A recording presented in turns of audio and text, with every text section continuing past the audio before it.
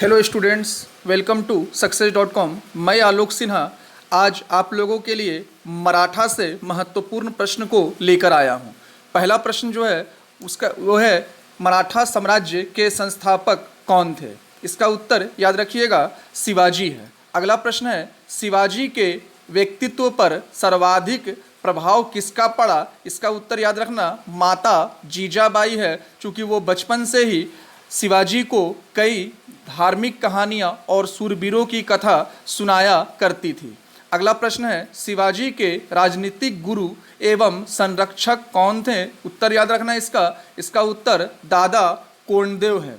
अगला प्रश्न है शिवाजी के जीवन में की प्रारंभिक कार्यस्थली कहाँ थी। इसका उत्तर याद रखिएगा मावल प्रदेश जो है उन्होंने शिवाजी ने अपनी कार्य आरंभ जो है वो मावल प्रदेश से ही किया था। अगला प्रश्न है मराठों में राष्ट्रवाद की भावना भरने में महत्वपूर्ण भूमिका किसने निभाई। इसका उत्तर होगा जीजाबाई। अगला प्रश्न है 1646 में शिवाजी ने सर्वप्रथम किस किले पर अधिकार कर लिया। याद रखना, फिर से क्वेश्चन सुन लो, शिवाजी ने सर्वप्रथम किस किले पर अधिकार कर लिया। तो इसका उत्तर होगा तोरन का किला। और अगर ये पूछा जाए कब किया गया तो 1646 में किया गया।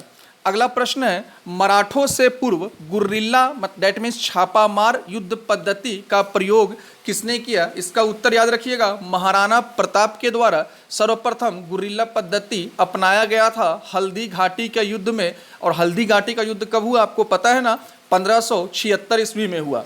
अगला प्रश्न है पुरंदर की संधि किनके बीच हुई। तो याद रखिएगा शिवाजी एवं जय सिंह के मध्य हुआ। अगर ये पूछा जाए, कई बार ये क्वेश्चन आता है पुरंदर की संधि कब हुई, तो याद रखना 1665 में पुरंदर की संधि हुई।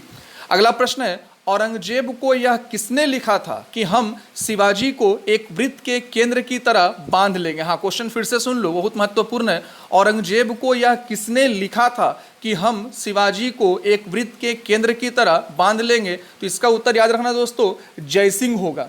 अगला प्रश्न है शिवाजी औरंगजेब से के आगरा के किले में कब उपस्थित हुए। क्वेश्चन याद रखिएगा शिवाजी औरंगजेब के आगरा के किले में या आगरा के दरबार में कब उपस्थित हुए। याद रखिएगा 1665। अगर इसी क्वेश्चन को थोड़ा घुमा दे तो औरंगजेब ने शिवाजी को आगरा के किस किले में कैद किया था। तो यहाँ पे आगरा का किला याद रखना और कब किया गया था तो 1666 याद रखिएगा। अगला प्रश्न जो है शिवाजी को राजा की उपाधि किसने प्रदान की। इसका उत्तर होगा औरंगजेब। औरंगजेब के द्वारा 1667 में शिवाजी को राजा की उपाधि दी गई थी। अगला प्रश्न है शिवाजी ने किस किले को जीतकर 1670 में उसका नाम सिंहगढ़ रखा। याद रखना शिवाजी ने किस किले को जीतकर 1670 में उसका नाम सिंहगढ़ रखा। तो आंसर याद रखना सलहेर का किला। अगला प्रश्न है शिवाजी ने कब छत्रपति की उपाधि धारण कर अपना राज्याभिषेक करवाया। याद रखिएगा 1674 में शिवाजी ने छत्रपति की उपाधि धारण की थी। अगला प्रश्न है शिवाजी का अंतिम सैन्य अभियान कौन सा था। याद रखिएगा कर्नाटक का अभियान शिवाजी का अंतिम सैन्य अभियान था। अगला प्रश्न है माप की इकाई के रूप में काठी एवं जरीब का प्रचलन किसने करवाया। याद रखिएगा इसका उत्तर जो है वो शिवाजी है। अगला प्रश्न है शिवाजी के समय में किसने विस्तृत सर्वेक्षण करवाकर नया भू राजस्व निर्धारित किया। इसका उत्तर पेशवा मोरेपंत पिंगले है। ठीक है, ये प्रश्न कई बार आया है। अगला प्रश्न है शिवाजी के समय में नगद के रूप में लिया जाने वाला भू राजस्व कुल उपज का कितना प्रतिशत निर्धारित किया गया। इसका उत्तर याद रखिएगा 30%। अगला प्रश्न है शिवाजी की भूमि कर व्यवस्था किस पर आधारित थी। याद रखिएगा रैयतवाड़ी व्यवस्था के तहत ये लागू था। अगला प्रश्न है सरदेशमुखी की वसूली शिवाजी करते थे और वह कितना भाग होता था। यह प्रश्न का उत्तर 1/10 है।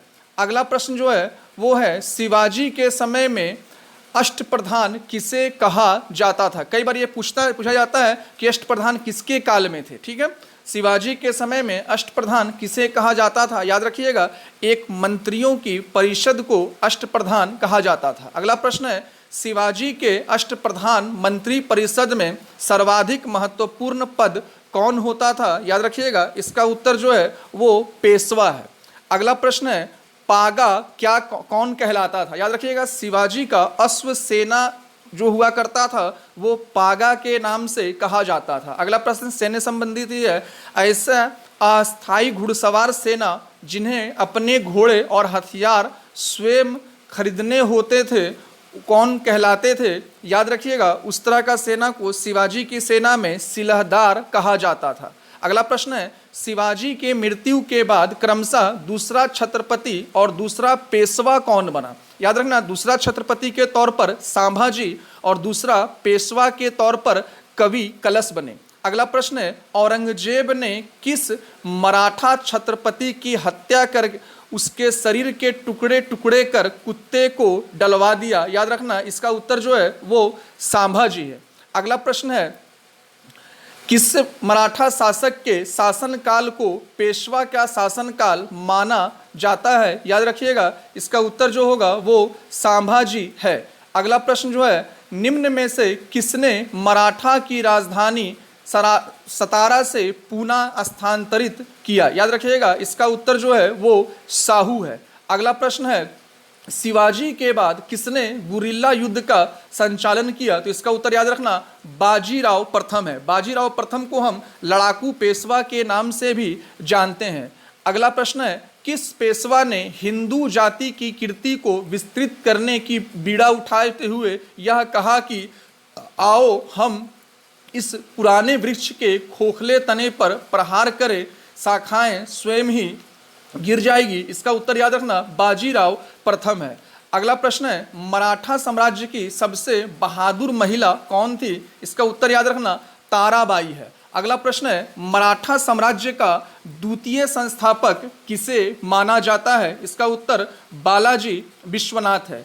अगला प्रश्न है, किस मराठा पेशवा को मैक्यूवेली कहा जाता है? तो इसका उत्तर याद रखना, नाना फडणवीस को मराठा पेशवा का मैकियावेली कहा जाता है। अगला प्रश्न है, मराठों एवं अहमद शाह अब्दाली के मध्य लड़े गए पानीपत के तृतीय युद्ध के समय पेशवा कौन था? यह प्रश्न भी कई बार आ चुका है। याद रखना, इसका उत्तर जो है वो बाजीराव है। अगला प्रश्न जो है वो है, पानीपत के तृतीय युद्ध में संगठित मराठा सेना का नेतृत्व किसने किया? याद रखिएगा, इसका उत्तर सदाशिव है। अगला प्रश्न जो है, मराठा एवं अहमद शाह अब्दाली के बीच पानीपत का तृतीय युद्ध कब लड़ा गया? इसका उत्तर 14 जनवरी 1761 है। अगला प्रश्न है, किस संधि के बाद पेशवा बाजीराव द्वितीय अंग्रेजों का पूर्ण अधीन हो गया? इसका उत्तर जो है वो बसीम की संधि है। स्टूडेंट्स, मैं लगातार प्रयास कर रहा हूं कि आप लोगों के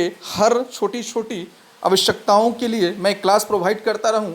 आप लोग जमकर मेहनत करें और सेल्फ स्टडी पर ध्यान दें। अभी फ़िलहाल जब तक लॉकडाउन नहीं खुलता है तब तक पूरी तरीके से, पूरी ईमानदारी से सेल्फ स्टडी पे ध्यान दें।